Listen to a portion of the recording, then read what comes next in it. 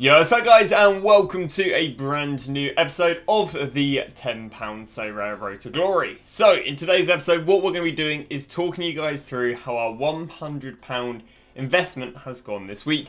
On top of that, talking about how our investment last week went, and hopefully how well it can go in the future. As always, if you guys are interested in signing up to SoRare, there is a referral link down below. Once winning 5 cards on the bidding market, you'll get yourself a free tradable limited card.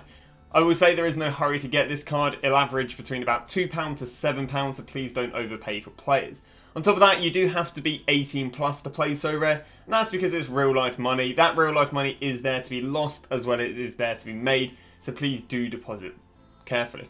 On top of that, if you guys are interested in watching the trading live, I do stream it every single day from 6:30 on my Twitch channel, link down below. So what we're going to be doing in today's video is we're going to be looking at the price of the player when I made the video 3-4 days ago, the price of the player today, and then at the end what we'll do is we'll do a total up of how much I would have made if I was to buy them when I stated in the video and then selling yesterday. And then likewise I'll show you what I did actually buy, what I actually sold them for, the profit I made, and I guess what we've learned. So we're going to start off with showing you a screenshot from the YouTube video. So this is Shunto Machiako, which at the time was £26 and averaging about £25. Well, by the end of the week, this guy was averaging £41 and even £48, consistently selling around about 42 right here. So that's who I brought. So the next player who we then went and brought was a Lucas Fernandez, who was £12.50 or £12.73. This guy rose up to about £13.3, so there really wasn't any money in that guy. Moving on to one of the best performing players, which is Chu Kyol Son, who at the time was £6, averaging about £5.50. Well, by the end of the week, this guy was amazing. This guy went all the way up here to £11 and consistently selling at around about a £10.50 mark. So he went from basically £5-6 to £11. Then moving to the next player, who was Seon Min Woo. At the time of recording, was going for £12, £12 to £13. By the end of the week, he was only going for about £11-12. So actually a little bit of a loss on this guy. Very interesting though, before the deadline actually happened, he did go for 15. He had the odd sell at 15, but you know, I'd be lying to you if I said he did end up around about £11-12, so a slight loss. We then get to Kim Yong Bin. At the time of recording, he was £15. Well, by the end of the week, this guy managed to get up to £17, so nothing too crazy. Had the odd sell there at 20, but you know, it'd be unrealistic to expect to hit the absolute max. So that's why I don't pick the highest prices to fit my agenda. What I do is I just pick the realistic price. We then move underway the final player who I was the most confident on, and that is Diaki Mara. At the time, 23, although he did have, he was currently on the market for paying about 20 to 21. We look at him, by the end of the week, he was really comfortable. I think even 2 days later, he was selling for about 27, consistently selling off 27 and £26. So those are the investments. They did pretty nicely. Now I'm going to do is just a quick run through on ETH, just for anyone who's interested. Did we make money in terms of ETH rather than fiat? If we look at it in Ethereum, is because if Ethereum rises in price, aka the value, well then your player is going to rise in value anyway, but that's because of Ethereum rising in price and not actually being a good investment.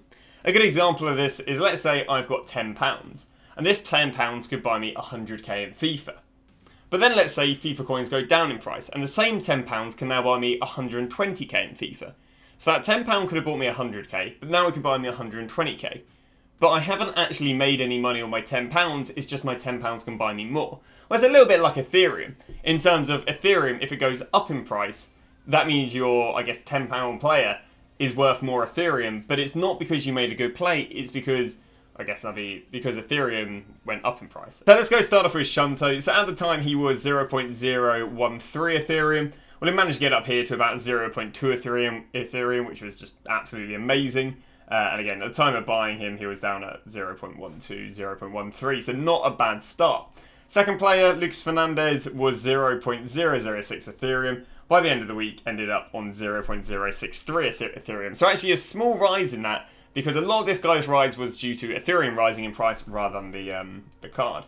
Then we move to Choi Chong Son, who Ethereum, I won't actually have the price for, so I just have to grab it here. He was actually going for 0.023 Ethereum, and by the end of the week was going for 0.05 Ethereum. So doubling your money even in Ethereum there.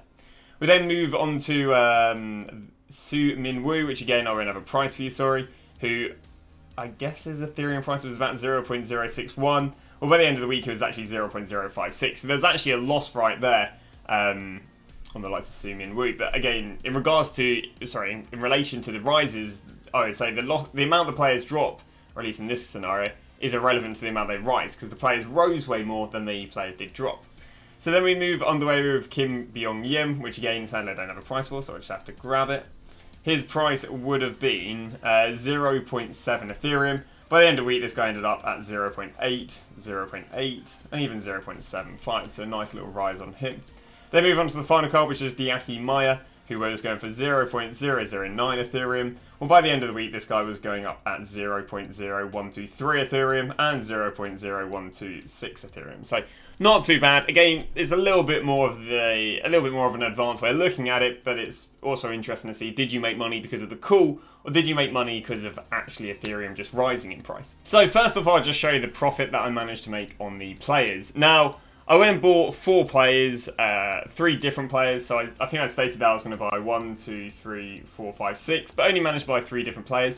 This happened because sometimes you're just trying to get a deal, you can't get a deal, and then the player rises, and the last thing you want to do is chase. So the 3 players I managed to pick up was a Shuto Machiako, a C Minwoo, and 2 Diaki Myers. As I say, I thought he'd do the best, so that's probably why I put more effort in. So Shunto Machiako, I went and picked up for £26.87. I then literally sold him 1 day later for £35.86. Now what I actually do is I buy these players and then just list them up for not as stupid prices, but very inflated prices, not expecting them to rise to said price. But you can see he had a very vast rise. And I actually could have squeezed probably another £10 out of him, but you know, something I learned for the future is maybe just go even higher. Even though at that point I thought, well, for him to rise £9 in 1 day, that's not going to happen. But obviously, he just absolutely, he did insane.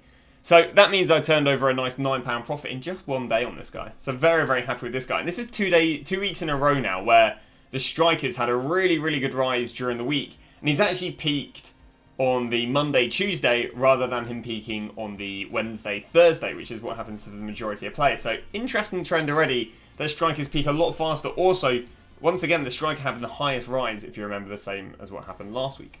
Then move to Seon Min Woo, which is quite interesting because I just showed you actually I would have lost money in terms of Ethereum. But actually for pounds, we managed to pick him up for £10.90 and I've sold him on for £11.48, which is going to turn over a 58p profit. So I'll be honest, I did get a pretty decent deal on him as well. I did sell him maybe below average, but again, only in hindsight do you know that they're going to peak midweek. Or even peak a few hours before. So, not the end of the world there. Actually, let me go and show you what that is in Ethereum. So we bought him for 0.55 and we sold him for 0.54. So a loss in Ethereum, but a profit in pounds, which is interesting. We then move underway the last 2 cards, which was a Diaki Meyer. Again, thought he'd do really well. Pits him off 21. He did go and peak at about almost £28. I didn't sell during this point because we like last week, we thought, well, they'll peak on the Thursday. I went and sold him for £24.52, and then I have another one which I haven't sold yet, but I did get a trade offer for £24.38, so I just decided to use that because if I wanted to sell him, I could have, but I'm trying to get a little bit more for him. Which means the total profit is £16.67, which isn't bad because it's an £80 investment. Again, a £16 profit, which is turning over a 20% profit in 3-4 days, so not too bad, especially bear in mind this is my 2nd week for investing. So going to get to an example right now of a player who actually DMP'd. Now this isn't a great example of someone getting injured pre-game, but I did struggle to find players who got injured pre-game, so this could hopefully just show you the vast or what kind of happens. So we got ourselves Douglas Grawley, who was a player we actually bought last week. We only bought him for 25 and sold him before the game for 27.5. Now, if I wasn't to go and sell this guy before the game, or there was some news that came out before the game that maybe he was injured, or, mainly injuries, really, then what would happen is people would expect a DMP. And if people are expecting a DMP, or they get a DMP, what happens if they drop? What happens is they drop in price. So, for example, he was 28, and then he DMP'd, and he went all the way down here, especially with the season resupply, down to 16.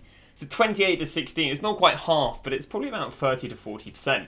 Now, again, this is just the risk, if, again, news comes out before the game, they drop. Now, the one thing that does work in your favour is this is the Asian League, and especially here in Europe, it is quite hard to come by information on the Asian League, which, if you look at the right places, you can find them. I believe there are SoRare accounts completely dedicated towards at least the Asian League or the Japanese League or the K League. So, you know, go and find them on Twitter and they'll help you avoid this sort of, you know, lack of knowledge.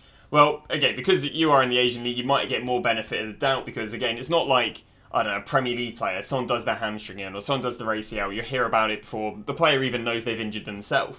Well, because, again, it's the Asian League and information is a little harder to come by, I doubt players will drop as much until people actually realise, oh, he isn't playing, even if, you know, people in the space knew a few days before.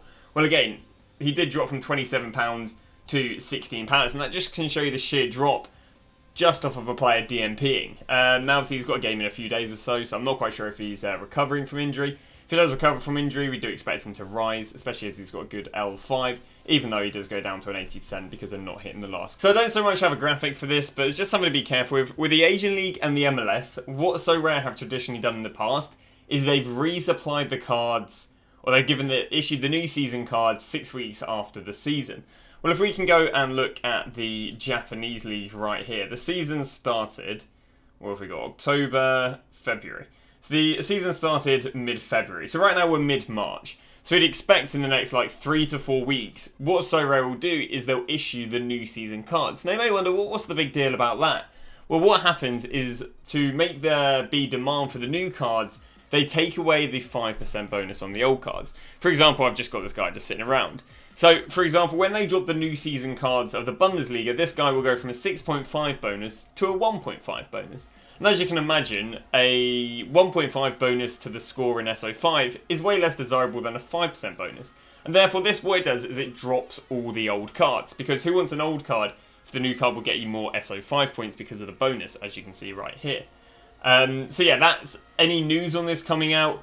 Obviously, them putting the new cards on the market, but again, I'd imagine an announcement would come pre. What this will cause is it will cause a whole market, panic and a whole market crash, which again, even if your Asian players would go up going into SO5 or deadline day, if they go, oh yeah, by the way, we're about to go and issue some new cards, there'll be absolute pandemonium on the market because everyone will want to sell in anticipation of the market crashing. But saying that, we do still fan of putting £100 into the Asian League players next week.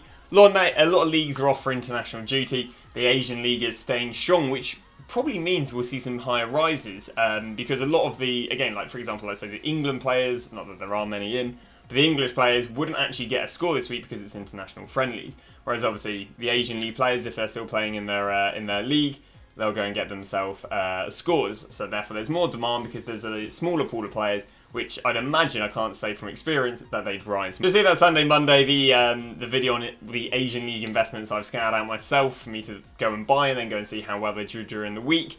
But I think that is it. Really, really happy. 2 weeks in a row now. The the SO5 or Asian League investments have done really, really well. Hopefully this has helped understand your understanding of investing. Obviously I'm still learning, I'm very new to it, but it's something I have a high interest in investing because the research on these Asian players, it takes about 20 minutes and every week they've done pretty well, a 20% return each week.